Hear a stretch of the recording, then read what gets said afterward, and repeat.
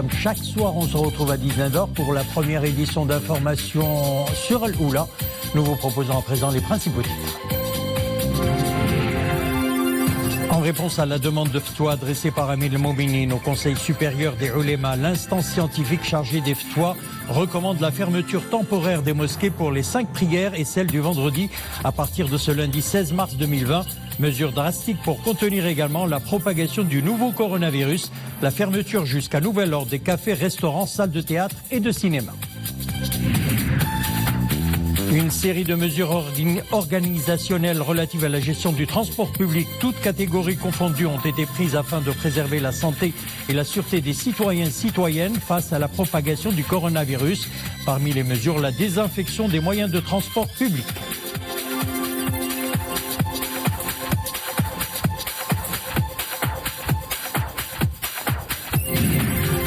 Première réunion du comité de veille économique pour discuter des mesures à prendre afin de préserver la situation économique au Maroc. Des mesures qui consistent à accompagner les entreprises et de tenir compte de l'impact du ralentissement de l'activité économique sur les citoyens, les salariés et les ouvriers qui pourraient être touchés. En réponse à la demande de Ftoua adressée par Amir El-Mouminin au Conseil supérieur des Ulémas, l'instance scientifique chargée des Ftoua recommande la fermeture temporaire des mosquées pour les 5 prières et celle du vendredi à partir de ce lundi 16 mars 2020. C'est ce qu'indique un communiqué du Conseil supérieur des Ulémas. Souad Anachad. En réponse à la demande de Ftoua adressée au Conseil supérieur des Ulémas par Amir El-Mouminin, que Dieu le préserve, dont la Oumma lui reconnaît la sollicitude et son attachement envers les maisons de Dieu et son souci d'augmenter leur nombre et leur ouverture aux fidèles, et eu égard aux dommages graves causés par l'épidémie qui sévit dans le monde, et compte tenu des orientations émises par les parties compétentes dans le ministère de la Santé en vue de veiller à la prévention contre le virus par la fermeture des lieux publics et privés. S'inspirant des textes de la Charia qui soulignent la nécessité de protéger les corps et de faire prévaloir l'intérêt sur le préjudice, et sachant que parmi les conditions de la prière, notamment les mosquées, figure la quiétude et que la peur de cette épidémie annule cette condition. Pour toutes ces considérations préventives de la charia et de la raison, l'instance scientifique chargée des fatwas au Conseil supérieur des Ulémas recommande de fermer les mosquées pour les 5 prières ou la prière du vendredi, et ce à partir du lundi 16 mars 2020 correspondant au 21 Rajab 1441. De rassurer les citoyens et citoyennes que cette mesure est temporaire et que les prières reprendront dans les mosquées dès que les autorités compétentes auront décidé que la situation sanitaire est normalisée. Enfin, de continuer à appeler à la prière, al-adhan, dans toutes les mosquées. Les cafés, les restaurants, salles de cinéma et de théâtre, les salles de fête, les clubs et salles de sport, hammam, salles de jeux et terrains de proximité sont fermés depuis 18h aujourd'hui jusqu'à nouvel ordre. C'est ce qu'annonce un communiqué du ministère de l'Intérieur dans le cadre des dispositions préventives prises pour faire face au danger de propagation du nouveau coronavirus. Le ministère précise que cette décision ne concerne pas les souks, les commerces et les locaux de vente de produits et matières de première nécessité, ainsi que les restaurants qui livrent à domicile, tout en soulignant la nécessité de garantir l'approvisionnement continu et régulier des marchés nationaux en produits de base et de ne pas affecter les circuits de distribution et garantir une offre suffisante de ces produits dans les différents points de vente sur l'ensemble des marchés du Royaume. Et déjà, dès ce soir, nous lisions les lieux de rassemblement, restaurants et cafés notamment, ont baissé le rideau. En direct avec nous, dans une place commerçante de la capitale, Mariam El-Messi. Mariam, bonsoir. Alors Mariam, décris pour nous la situation. Bonsoir Boubker. Alors effectivement, c'est une image plutôt inhabituelle de cette avenue fréquentée de Rabat. Ces cafés et restaurants normalement remplis en ce moment de la journée sont aujourd'hui vides. Il est un peu plus de 19h et comme vous le voyez derrière moi, l'ensemble des lieux publics ont baissé le rideau. Cette décision, cette fermeture fait suite, comme vous l'avez cité, aux restrictions ordonnées par le ministère de l'Intérieur. Désormais, à partir de ce soir et jusqu'à nouvel ordre, tous les lieux publics non indispensables responsables seront fermés et les faits escomptés à travers cette mesure se sont ici à Rabat. Nous avons constaté une réelle discipline de la part des citoyens qui s'adaptent parfaitement face à cette conjoncture, cette circonstance exceptionnelle, notamment en réduisant leur déplacement vers les hauts lieux, les lieux de grands rassemblements, les restaurants, les cafés, les salles de cinéma, les salles de fête. Il y a un réel civisme, une vraie responsabilité dans l'interaction avec les mesures prises. Alors, il y a à noter, Boubkar, que cette décision ne concerne pas les souks, les commerces, les locaux de vente de produits et de matières de première nécessité, également les restaurants qui livrent à domicile. Les citoyens doivent savoir que le marché national est approvisionné suffisamment et régulièrement et que l'offre est disponible dans l'ensemble des points de vente et des marchés du royaume. Boubkar. Merci Mariam Messi. Un nouveau cas confirmé de contamination au coronavirus a été enregistré aujourd'hui. C'est ce qu'annonce le ministère de la Santé, ce qui porte le nombre de malades du Covid-19 à 29 personnes actuellement traitées dans les établissements hospitaliers du Maroc. Alors, comment se présente la situation au Maroc? Nous avons avec nous Madame Bouchra Hermel, médecin donc spécialiste en médecine d'urgence et en catastrophe. Bonsoir. Bonsoir. Alors, que pouvons-nous dire actuellement de la situation épidémiologique au Maroc? Donc, depuis la déclaration de la maladie à Wuhan en Chine, le Maroc a commencé à prendre des mesures préventives vis-à-vis de cette maladie, notamment depuis la déclaration par l'OMS que le Covid-19 est une pandémie internationale. Donc, le Maroc a renforcé ces mesures préventives. Actuellement, les données d'aujourd'hui données par le ministère de la Santé. Oui, allez-y. Donc, on a 135 patients ont bénéficié d'un prélèvement qui est revenu négatif. Jusqu'à aujourd'hui, on a 29 cas contaminés, c'est-à-dire des cas confirmés. On a un cas qui est guéri et un cas de décès d'une patiente qui avait des comorbidités. Donc, ces chiffres, en général, doivent nous laisser très vigilants. On est encore à la phase 1 de la maladie, mais on doit rester quand même très très vigilant. Alors pour ce qui est du coronavirus, on va parler de beaucoup d'autres choses, de sensibilisation et de prévention. Ça sera dans quelques instants. Le coronavirus impose des mesures préventives et des règles d'hygiène à respecter pour se protéger et protéger les plus vulnérables d'entre nous. Alors quelles sont ces mesures? Élément de réponse avec Omeima Ramli. Depuis son apparition à Wuhan, le Covid-19 défraie la chronique. Tout, fièvre, fatigue et maux de tête, des symptômes désormais connus de tous. Mais qu'en est-il des méthodes de prévention? Selon les spécialistes, la meilleure protection possible, c'est de respecter les règles d'hygiène. Ce virus se transmet entre les humains, principalement par la salive et les gouttelettes, mais aussi par contact rapproché avec des malades, d'où la nécessité de prendre une distance d'au moins 1 mètre. En cas de grippe saisonnière, les gens doivent limiter leurs sorties, sauf en cas de besoin extrême. Dans ces cas-là, il faut absolument mettre un masque de protection pour éviter de contaminer les autres. Se laver fréquemment les mains avec de l'eau et du savon, se couvrir la bouche et le nez en cas d'éternuement, éviter tout contact avec les personnes présentant de la fièvre ou des signes de difficulté respiratoire et éviter tous les espaces confinés. Des gestes simples, efficaces et qui peuvent sauver bien des vies. Pour l'heure, il n'existe ni vaccin ni médicament antiviral spécifique au Covid-19. Les personnes atteintes reçoivent des traitements pour soulager les différents symptômes. La sensibilisation et l'adoption de bons comportements demeurent donc l'arme la plus efficace face au nouveau coronavirus. Alors, qu'est-ce que vous en dites, docteur ? Donc, en plus des mesures de protection collective qui ont été prises par les organismes compétents, notamment la fermeture de plusieurs endroits pour éviter les rassemblements, des mesures de protection individuelle doivent être prises en considération par tous les citoyens. La première des choses, c'est le lavage des mains. C'est un lavage qui doit être bien fait. Il doit prendre au minimum 20 secondes. En plus du lavage des mains, on doit se protéger en évitant le contact rapproché avec les personnes.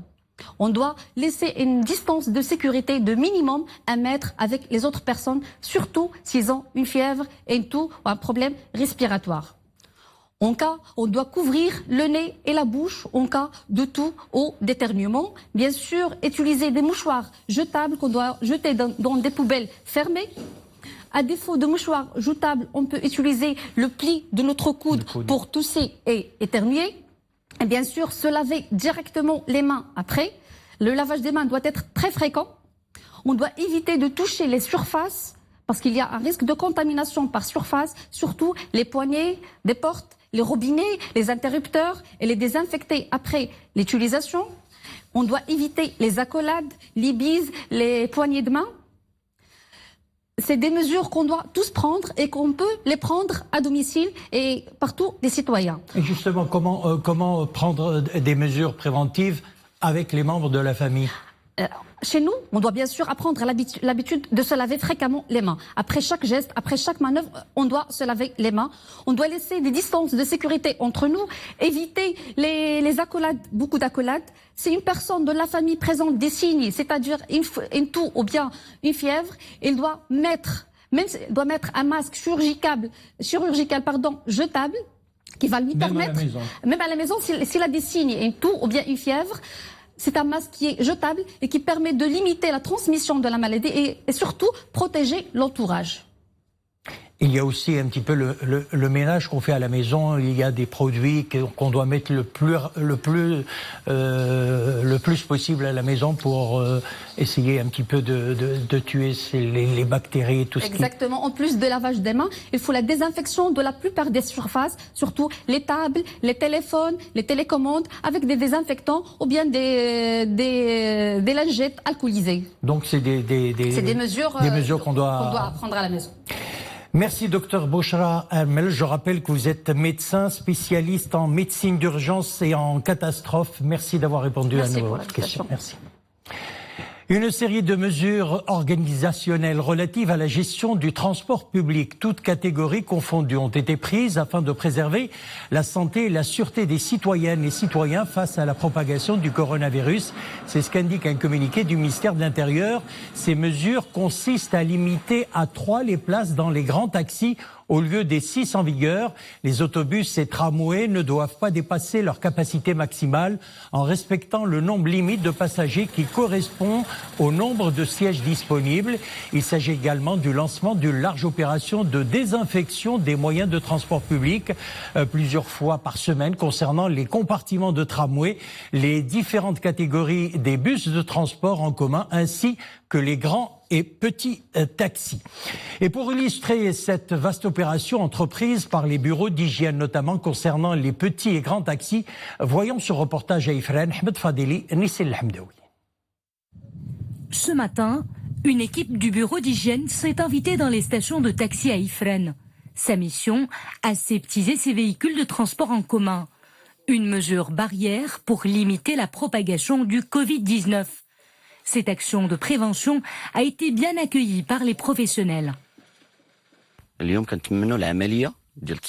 nous saluons l'opération de désinfection de nos véhicules entreprise par les autorités locales. Nous traversons une période difficile. Nous espérons que tous les Marocains agiront avec responsabilité et main dans la main pour freiner la propagation du virus. Notre objectif est de préserver la santé des passagers et des conducteurs de taxi en particulier. Dans le cadre des mesures anticipatives engagées par la commune territoriale d'Ifrane pour réduire la propagation du coronavirus, tout un staff du bureau d'hygiène est mobilisé pour désinfecter les véhicules de taxi. La mobilisation des équipes du bureau d'hygiène semble rassurer les passagers qui, à leur tour, en appellent à l'adoption des bons comportements. En tant qu'usagers de taxi, nous devrions veiller à la préservation de ces véhicules que nous utilisons à longueur de journée, et ce à travers des gestes simples.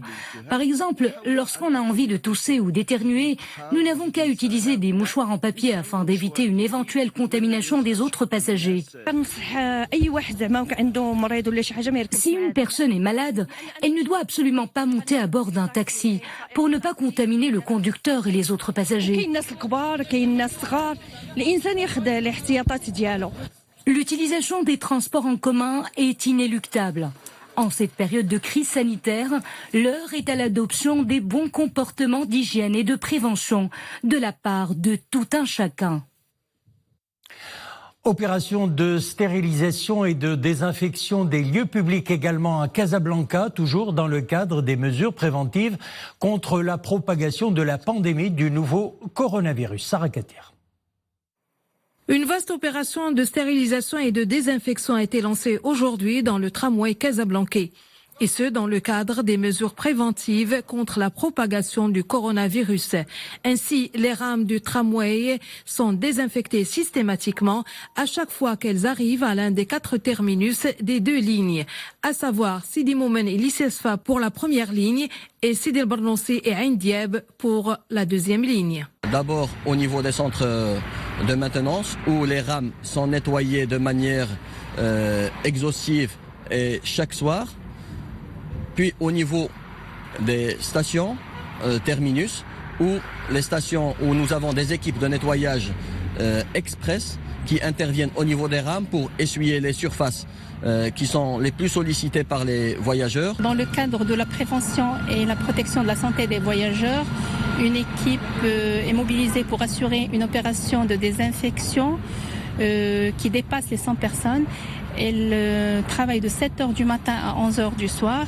Elle est contrôlée par une équipe durant toute la journée au niveau des tramways, des stations et des agences commerciales. Les équipements des stations, valideurs, tourniquets et distributeurs ainsi que les agences commerciales sont aussi désinfectés avec un produit utilisé dans le milieu hospitalier. Ils désinfectent les rames du tramway et c'est pour notre bien à tous. Désinfecter le tramway, c'est bien, mais il est important de savoir que rester chez soi est la meilleure chose que les citoyens peuvent faire et ne prendre les moyens de transport qu'en cas de première nécessité.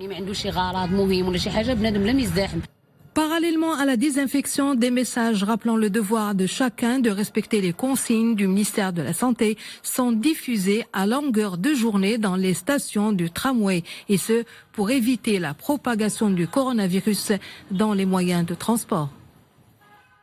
Face au danger de propagation du Covid-19 et soucieux de se prémunir, de nombreux citoyens se ruent sur les pharmacies pour faire leur stock en gel antibactérien, en vitamines diverses et autres traitements de maladies chroniques.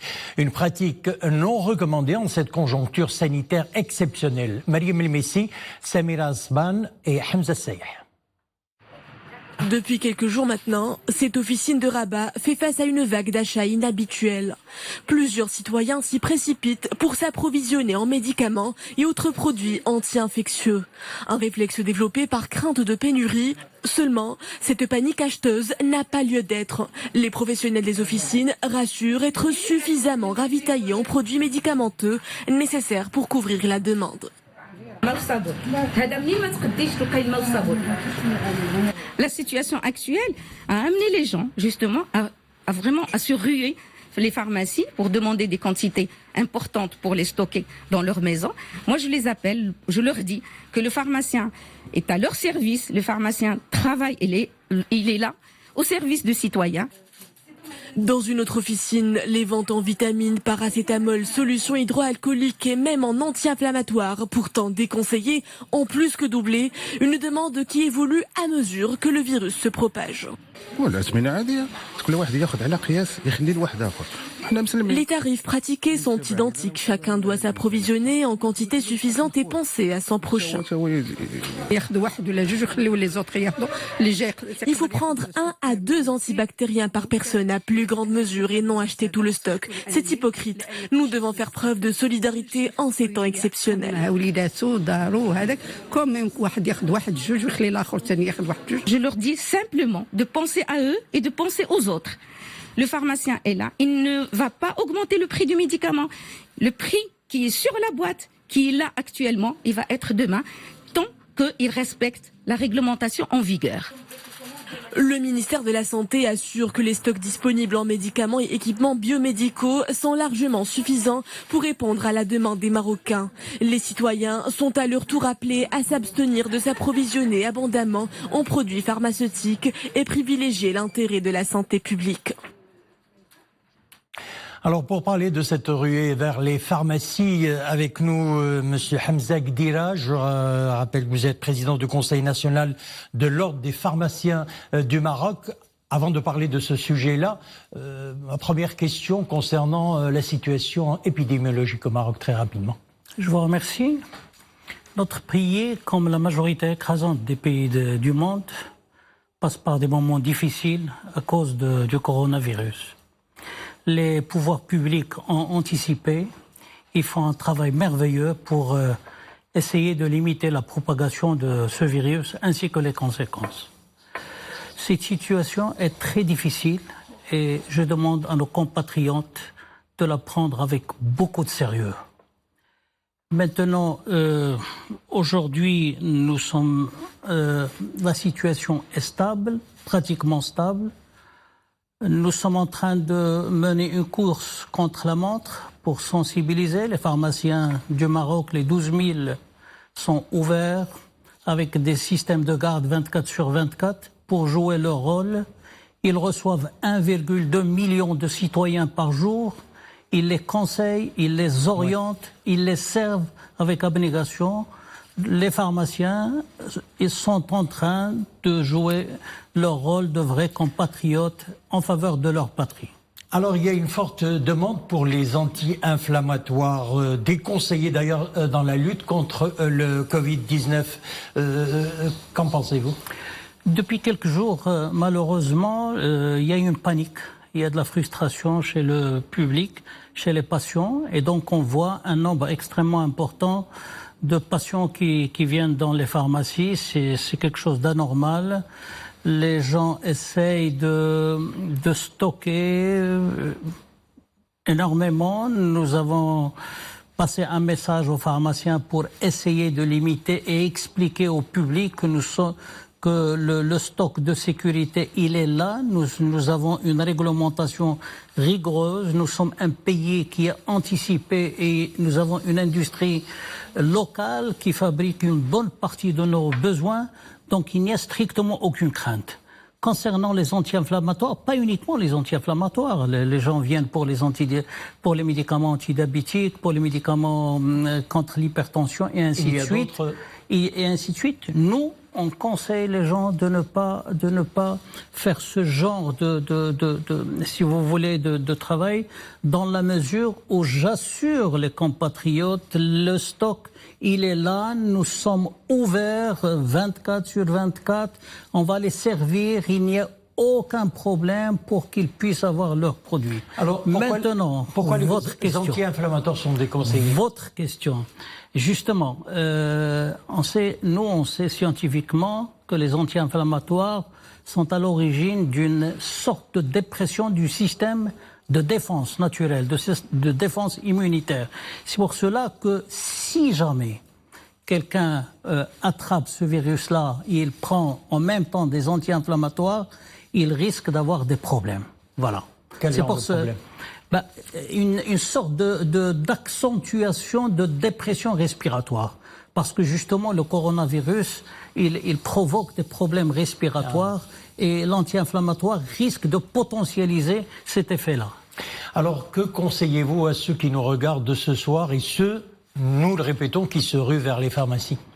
Je demande aux compatriotes d'être très sensibles à l'ensemble des communiqués des pouvoirs publics. Je dis bien, nos pouvoirs publics, notre ministère de tutelle est en train de faire un travail merveilleux. Je demande à tout le monde de se laver les mains plusieurs fois dans la journée avec l'eau et le savon. C'est pas la peine d'acheter des flacons et des flacons de gel hydroalcoolique. Le savon et l'eau, c'est parfait. Ce sont les recommandations de l'Organisation mondiale de la santé. Oui, ce que je suis en train de vous dire. Les gels, quand on est dans un lieu de travail, sont... Tout à fait. Pour ce qui est des gels et pour ce qui est des masques, il y avait des quantités suffisantes sur le marché. Malheureusement, certains intermédiaires, ils n'ont pas joué le jeu.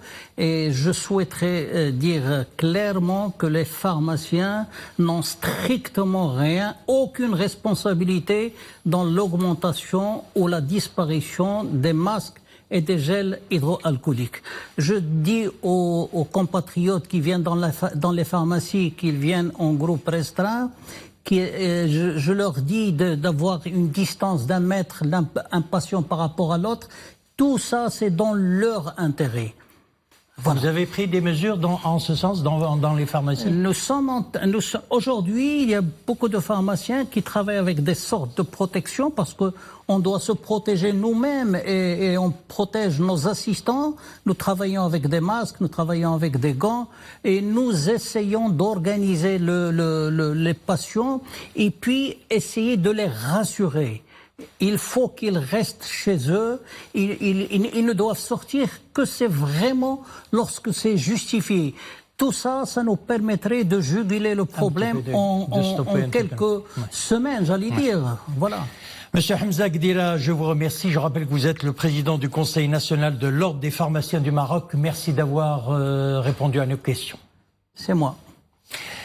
L'opération d'enseignement à distance est lancée depuis aujourd'hui via le portail électronique Telmid-TIS mgov.ma. Le portail sans mot de passe offre des leçons regroupées selon la matière, le niveau et la branche d'études. Mounia Maroche, Abdel Fattah Zouine. Aujourd'hui, les cours virtuels ont démarré pour Ilyes. Cet élève de 6e année primaire va dorénavant suivre les cours à la maison. Mais avant d'aller sur la plateforme tilmitis.ma, un petit briefing familial s'impose. Une nouvelle expérience et un nouveau défi à relever pour Ilyes. Il ressemble à l'enseignement à l'école. Je n'ai rencontré aucune difficulté. D'accord. D'ailleurs, le contenu est bien expliqué et facile à comprendre. Et c'est dans une ambiance aussi studieuse que celle de la classe que le cours a commencé. Équipé de son ordinateur portable, Ilyes suit avec beaucoup d'intérêt une leçon sur la conjugaison. Attentif, il prend des notes. J'ai reçu cette décision la décision prise par le gouvernement, celle de la suspension des études au sein des établissements, avec beaucoup de responsabilités, surtout avec ces études à distance. Je me porte à plein temps pour accompagner mon enfant dans ses études à distance. Donc c'est à travers la plateforme électronique tilmitis.ma que les cours sont accessibles à distance. Concernant les foyers qui n'ont pas accès à Internet ou à un ordinateur, ils pourront retrouver le contenu directement sur leur téléviseur, sur la chaîne culturelle Rabia de la SNRT. Reste aux élèves de s'impliquer et aux parents d'assurer le suivi. Le comité de veille économique a tenu aujourd'hui à Rabat sa première réunion pour discuter des mesures à prendre afin de préserver la situation économique au Maroc face au nouveau coronavirus. Des mesures qui consistent à accompagner les entreprises et de tenir compte de l'impact du ralentissement de l'activité économique sur les entreprises, les citoyens, les salariés et les ouvriers qui pourraient être touchés. Mohamed Eitleshkar. Une série de mesures pour limiter l'impact sur les entreprises d'une économie mondiale et nationale qui tourne plus ou moins au ralenti. 2 mesures phares ont été examinées par ce comité de veille économique.